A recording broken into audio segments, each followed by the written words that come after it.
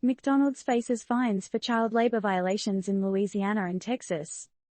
TLDR, the Department of Labor has slapped McDonald's franchise operators in Louisiana and Texas with fines for violating child labor laws.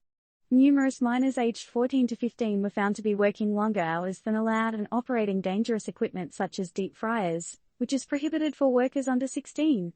This comes as part of a broader crackdown on child labor violations in the U.S. and has raised concerns among shareholders, prompting demands for an internal audit. In Louisiana, CLB Investment, a McDonald's franchise operator, employed 72 minors in 12 locations. These young workers were subjected to extended work hours and were operating deep fryers despite being underage, a serious violation of labor laws. For such misconduct, the company has been fined a hefty sum of $56,106. Meanwhile, in Texas, Marwin and Son, another McDonald's franchise operator, faced similar accusations of allowing minors aged 14 to 15 to work beyond legal limits and handle hazardous equipment. As a result, the Department of Labor imposed civil penalties totaling $21,466 on the company. These findings have triggered a broader concern about child labor practices within McDonald's franchise companies. Earlier in the year, the Department of Labor had uncovered child labor law violations in 62 locations across 4 states, prompting shareholders to demand a thorough internal audit of the company's labor practices.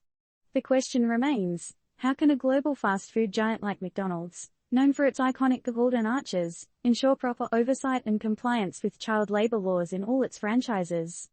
Are these violations isolated incidents or symptoms of a deeper problem within the company's operations? With the spotlight on this issue, it's crucial for companies, no matter how big or small, to prioritize the safety and welfare of their employees, especially when it comes to young workers. As consumers, we hold the power to demand ethical practices and transparency from the brands we love.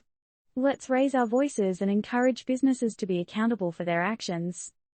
What do you think can be done to prevent such violations in the future? How can consumers influence companies to prioritize ethical practices?